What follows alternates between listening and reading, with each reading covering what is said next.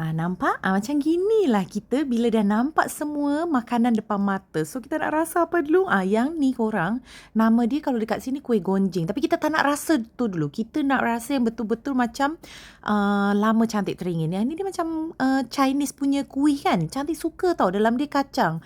Tapi macam zong lah. Dia keras. Tak berapa sedap. Okey, kita nak tukar. Kita nak makan apa lagi?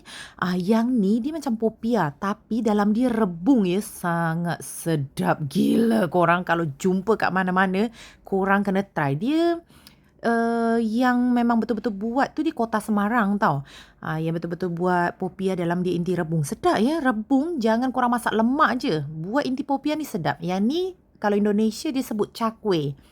Lepas tu kita nak cuba apa lagi. Ni pisang tanduk. Korang dah tengok video cantik before ni tak? Ni pisang tanduk yang kita beli RM1. Sebesar tu RM1 ya. Memang sedap. Pisang tanduk memang sedap lah kalau kita goreng kan. Lepas tu yang ini tempe tapi kita tak nak rasa. Tapi tengoklah ya Allah. Sebesar muka kita ya. RM1 je. Nampak? Dia punya jemput-jemput sayur pun RM1 je sebesar muka kita. Yang ni bukan lontong ya korang. Dan ni bukan burasa. Yang ni nama dia buras. Dalam dia ada inti. Kalau burasa dalam dia kosong tau. Yang ni ada inti. Inti dia sayur. Tapi memang sedap. Memang sedap tu maksimum punya level lah. Memang sedap. Cantik kata sedap memang sedap.